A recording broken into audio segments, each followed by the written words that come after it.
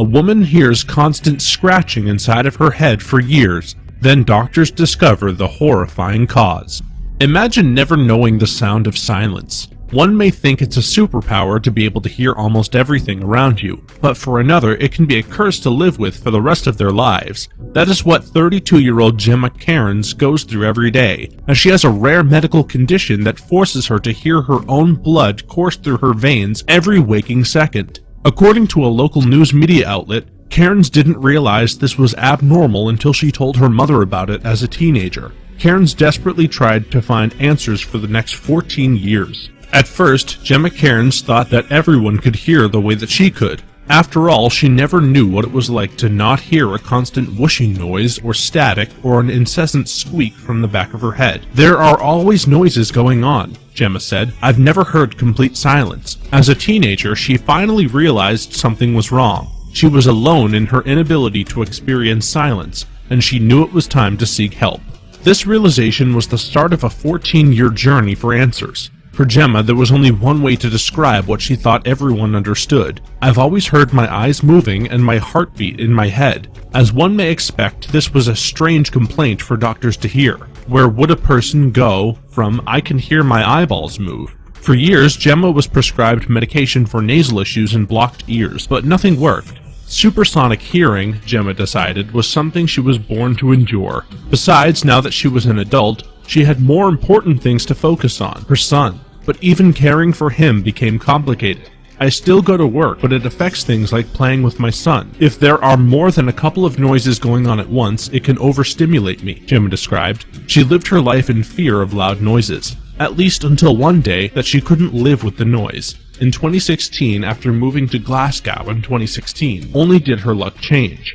After seeing a specialist, she was diagnosed with bilateral superior semicircular canal dehiscence. "I've been seeking a diagnosis for years and years. It wasn't until 3 years ago that they could tell me what this was. There was a point when I left it and decided I wasn't normal, but no one could help me. So what could I do? I come from quite a small town, and I'm guessing that the doctors and surgeons I saw just didn't have the medical knowledge of it," Cairns said. Apparently, Cairns is missing part of the temporal bone in both of her ear canals, which affects both her hearing and balance. Not only does the condition affect just 1 to 2% of the population, but it only starts happening to people in their 40s. Gemma was in her 30s when she visited the specialist, but she had been experiencing this condition since birth. What makes the condition so difficult to diagnose and treat is how specific the symptoms are to the individual. Some people go through years of psychiatric therapy before realizing the problem isn't in their brain, and seriously disturbing symptoms are left untreated.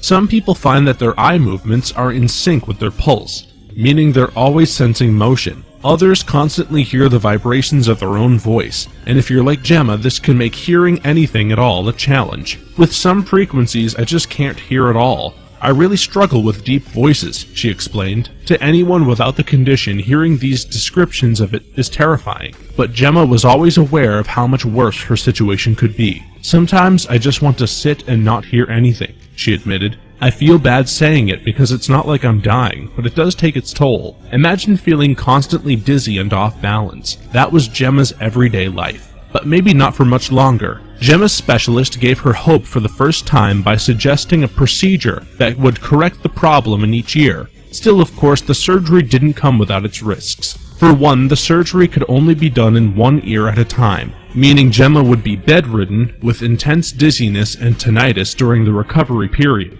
With only one ear corrected, it would mean going through the painful surgery process twice. She figured it's worth taking the risk, so she underwent surgery in one ear last September, and is awaiting surgery on the other side. If successful, it'll be the first time in her life that she'll experience complete silence. Karen's first surgery corrected the problem of her right ear, braving the risk of losing her hearing in her left ear. She's ready to double down and get the second operation. "You can't operate on both at the same time," she said, because it knocks you completely off balance for a while. Karen's has come a long way from feeling constantly drunk and desperately seeking help from doctors who thought she was crazy. Her upcoming surgery should put an end to her lifelong struggle with this condition. She hopes her story will spur others to keep their heads up. "It's a rare condition, but I think it's more undiagnosed than anything else," she said. "I think people have it, but they don't know how they can get help." She is thankful that she met a specialist who was able to help her experience one common thing: